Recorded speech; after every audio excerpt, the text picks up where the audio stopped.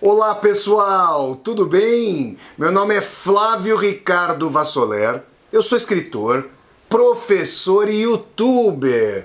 E hoje, em mais uma resenha de livro aqui do meu canal do YouTube, Flávio Ricardo Vassoler, eu trago para vocês uma discussão a respeito de O Príncipe, obra magna do pensador político florentino Nicolau Maquiavel.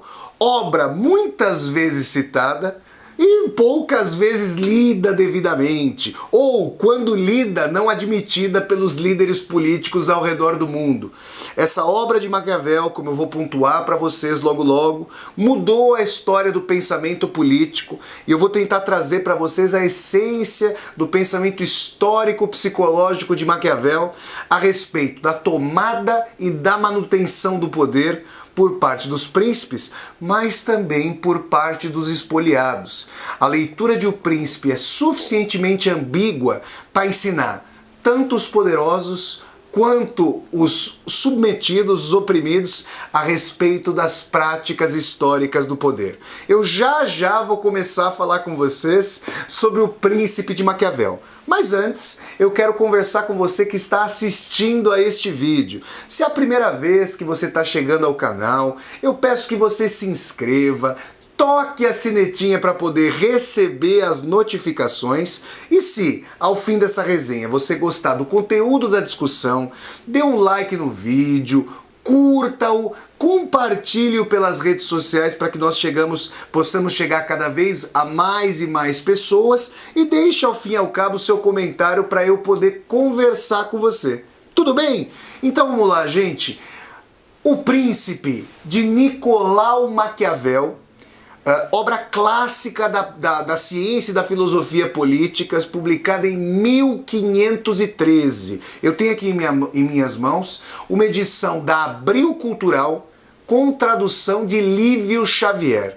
O Príncipe, gente, essa obra do Maquiavel é a obra que lhe gerou na tradição o adjetivo maquiavélico. E quando a gente fala recorrentemente sobre algo maquiavélico, a gente está falando sobre algo frio, malévolo, estrategista, instrumental e assim por diante.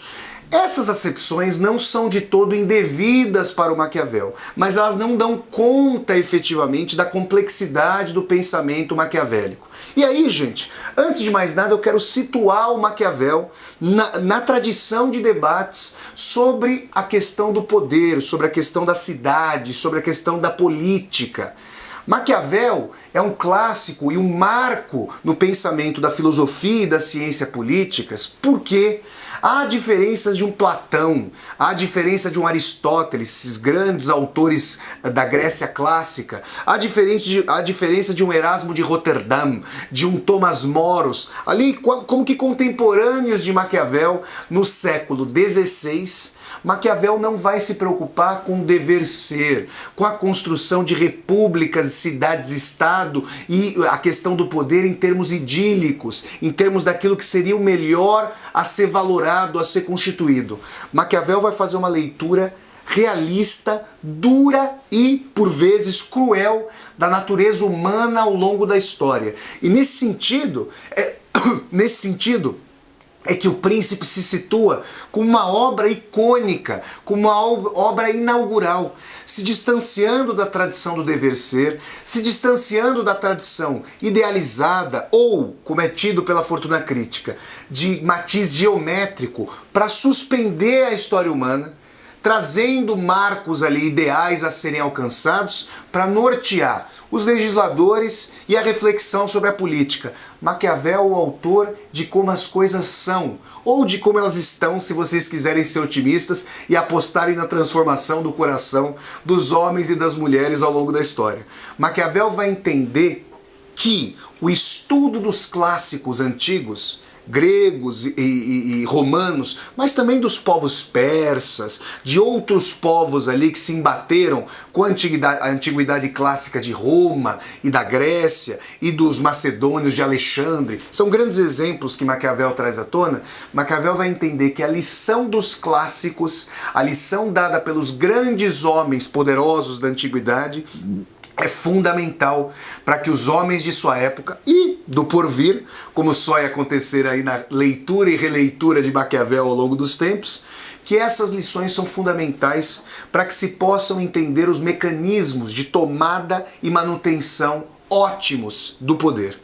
E nesse sentido, existem duas aí pressuposições para a obra maquiavélica. Primeiro, a dimensão de que a história envolveria ciclos reiterativos, ciclos de repetições. A dimensão de que a história envolve novidades, circunstâncias outras, que são históricas, culturais, geográficas, mas que, na base mesma da história, existe, por causa dessa repetição, aliás, ocasionando essa repetição, a característica psíquica dos homens e mulheres, como Maquiavel está falando da dinâmica histórica do poder, num ocidente radicalmente patriarcal, a dimensão de natureza dos homens, que são sequiosos pelo poder, maus por excelência, quando não constrangidos a fazer o bem, aí é que exerceria o mal sem péias e sem freios.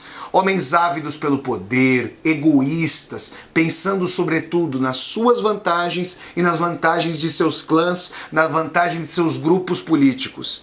Então, essas dimensões embasam a configuração de Maquiavel sobre a dinâmica mesma de O Príncipe. A obra é dedicada a Lorenzo de Medici, de uma das famílias poderosíssimas ali da Florença maquiavélica.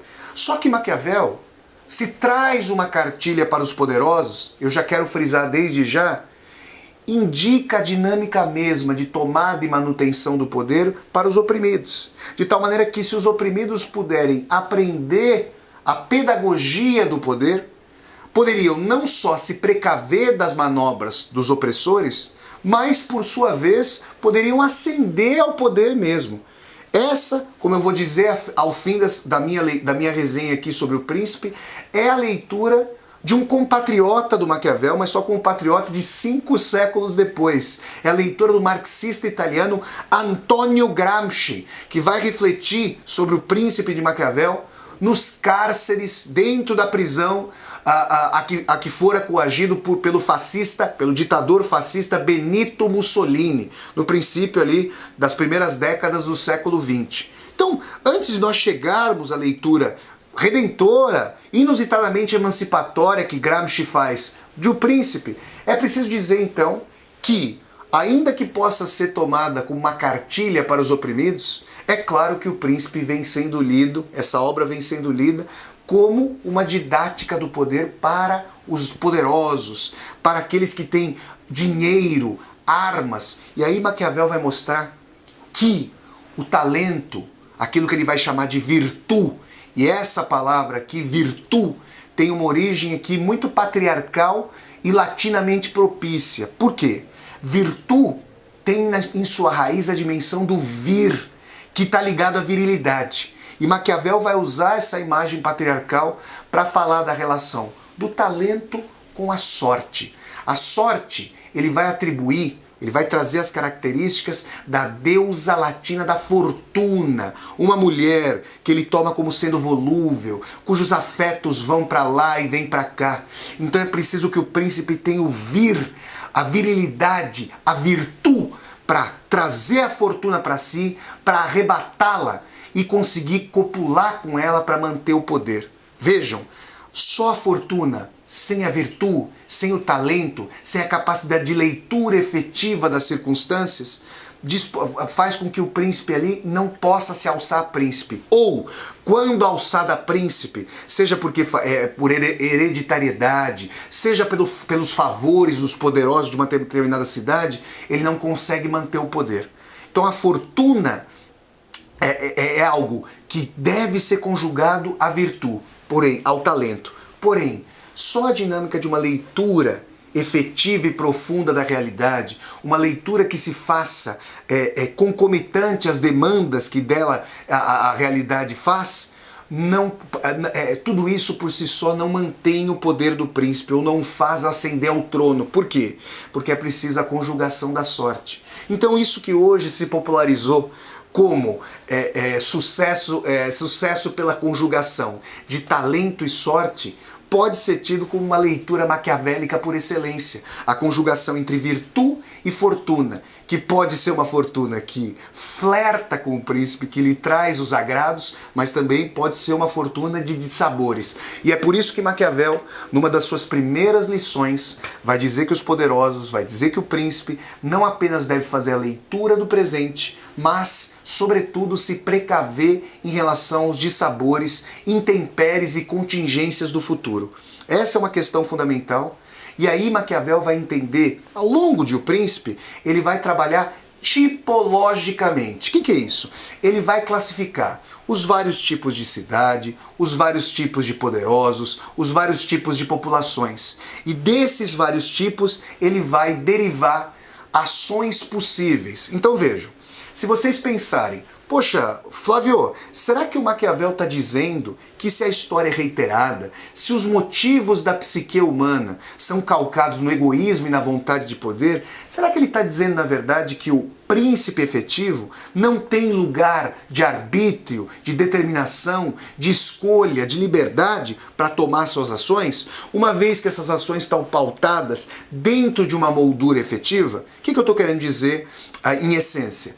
Há em Maquiavel um determinismo estreito, uma relação de causas e consequências, uma dimensão mecânica, de tal maneira que o príncipe é um aplicador das regras do passado, pura e simplesmente? Eu diria a vocês, sim e não. Sim, porque Maquiavel vai dizer que o escopo das ações humanas é voltado para determinados fins, sobremaneira egoístas. São esses fins egoístas que ultrapassam quaisquer dimensões beneméritas e de bondade. Esse é um ponto. E ele vai dizer, além desse cerne de natureza humana, de psique, ele vai dizer que o rol de possibilidades não é infinito. Ele é determinado, ele é finito e ele é voltado para as possibilidades e impossibilidades daquele determinado local e daquela determinada circunstância. Mas isso colocado, existem frestas e determinações próprias à liberdade. Por quê? Porque a história, por mais que seja calcada em circunstâncias reiterativas, repetitivas, ela apresenta suas peculiaridades efetivas, os costumes locais, a distribuição de forças, que é dinâmica, que não necessariamente vai se repetir, tal como nas circunstâncias passadas. Então, gente, quando a gente tem isso em mente, existe como que uma dialética, uma tensão, uma abertura entre determinismo e liberdade, causa estrita e escolha em Nicolau Maquiavel. Daí a dimensão de como é difícil a lição legada por Maquiavel, a lição que ele aprendeu junto ao conhecimento da história e à atuação dos grandes homens para o príncipe. E é por isso que a sua cartilha tem sido tão valorosa, tanto para opressores quanto para oprimidos que não mais queiram sê-lo.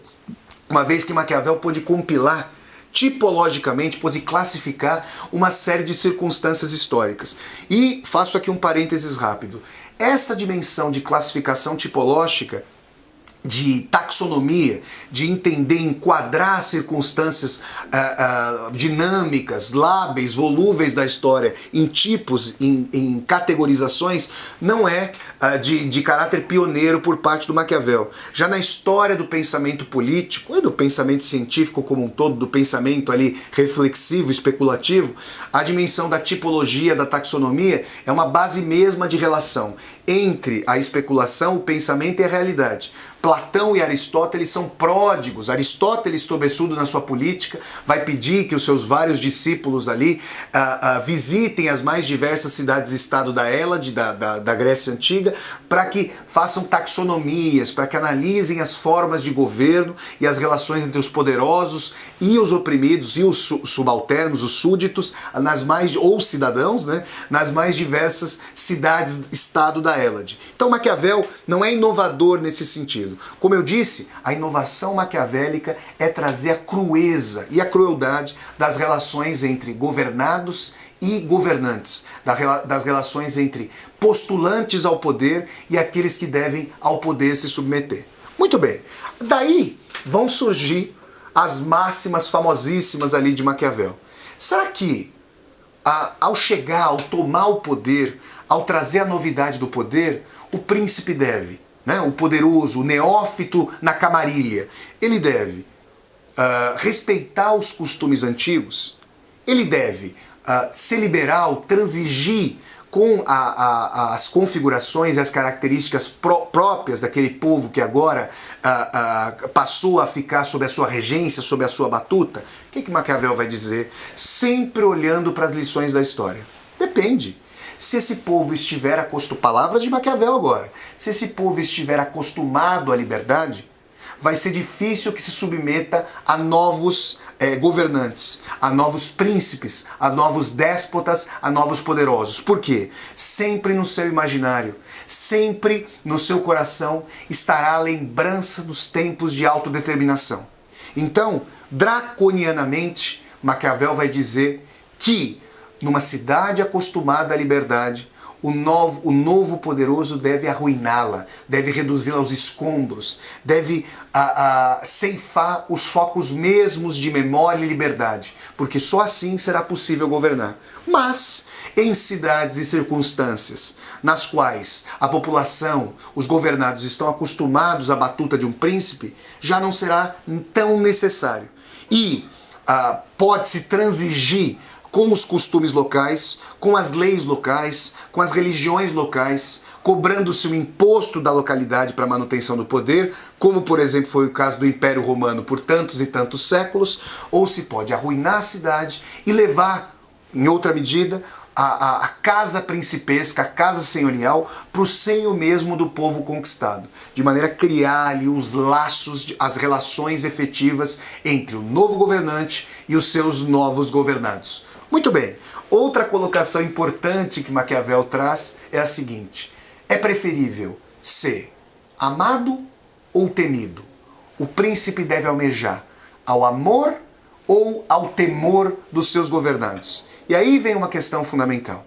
Maquiavel vai dizer que, claramente, seria melhor combinar as duas configurações, o amor e o medo na relação entre o governante e os seus governados. Porém, dizendo que a combinação dos elementos vários da natureza humana é extremamente improvável e rara, Maquiavel vai dizer que o amor é um vínculo muito mais volúvel. É volúvel como a fortuna, é volúvel ali como as idas e vindas dessa deusa cheia de caprichos. Que o amor como que horizontaliza as relações e traz um vínculo ali que pode ser muito quebradiço. Agora o medo, o temor, o tremor, esse medo de receber castigo, esse medo de ser ceifado, esse medo de perder privilégios, esse medo, inclusive, de perder o pouco que se tem, é um vínculo muito mais duradouro. Então é nesse afeto, se não puder ser amado, é ser temido que o governante deve buscar ser, justamente para estabelecer um vínculo duradouro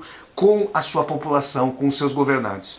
E aí, gente, Maquiavel, em determinados momentos, com bastante sutileza, vai dizer o seguinte: a república, os locais em que houve governos republicanos, envolvem muito mais liberdade, envolvem paixões muito mais acesas, porque ensinam aos homens, sobretudo aos homens, mas também às mulheres, a prática da liberdade, a prática da deliberação.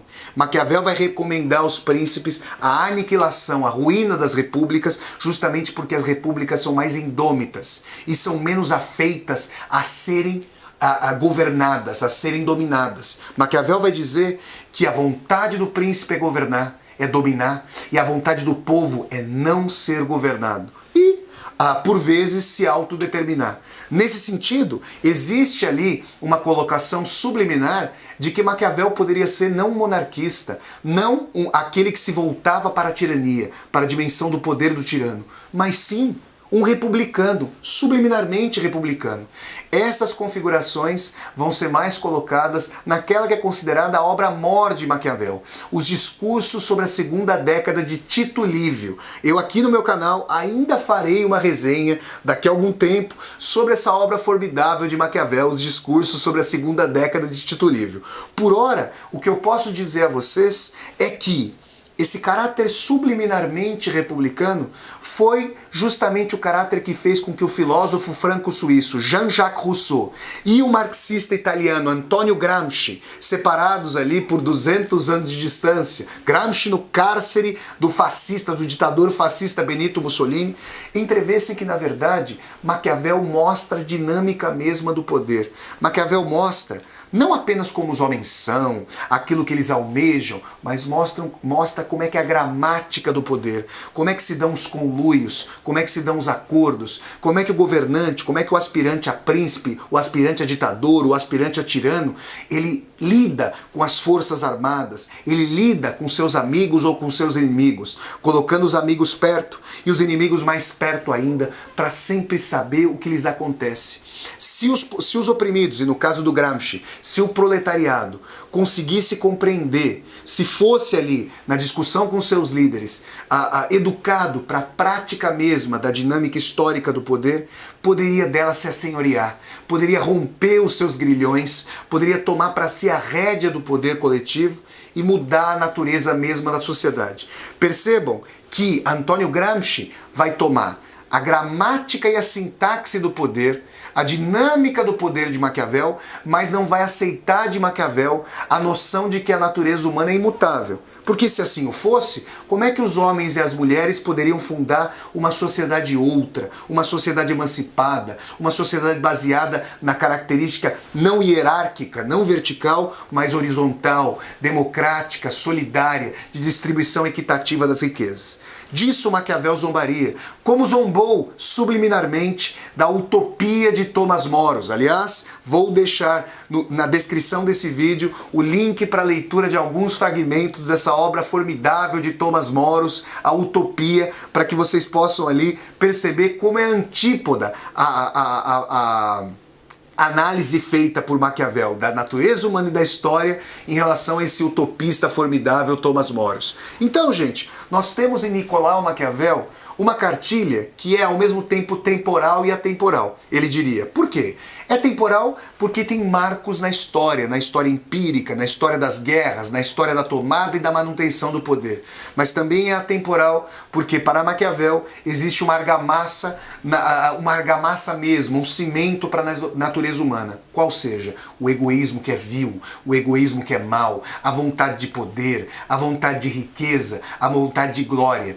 É verdade que Maquiavel vai temperar a vontade de glória dizendo que matar não leva à glória, dizendo que ferir os concidadãos não leva à glória. Mas se for preciso fazê-lo, se a dinâmica do poder a isso levar, Maquiavel vai receitar um remédio amargo muitas vezes. E é famosa a colocação de que se for preciso fazer o mal, é preciso fazer o mal de uma só vez, para justamente o mal tolher os adversários, estabelecer ali as suas características draconianas e não fazer com que os afetos sejam ali vilipendiados durante muito tempo. Porque aí a sanha de vingança vai ser sempre muito forte. E é preciso também, Maquiavel vai dizer, realista mesmo da condição humana, exercer uma ação malévola de tal maneira que não se possa esperar a vingança daquele que se sentiu ofendido. Ou que ele seja aniquilado, ou que ele seja afastado, tolhido, proscrito, para que o governante que exerce o mal não receba ali a força mesma de vingança, que vai vir porque está impressa na natureza humana. Esse é Nicolau Maquiavel, autor dessa obra magna do pensamento político, da ciência política, da filosofia política, O Príncipe, livro publicado em 1513 e que mudou as características mesmas de entendimento da natureza, da tomada e da manutenção do poder. Com vocês, então, ficamos hoje com Nicolau Maquiavel e eu espero ter colaborado para vocês compreenderem a polissemia, a ambiguidade das leituras que essa grande obra suscita e a dimensão essencial, histórico-filosófica e também psíquica do adjetivo maquiavélico.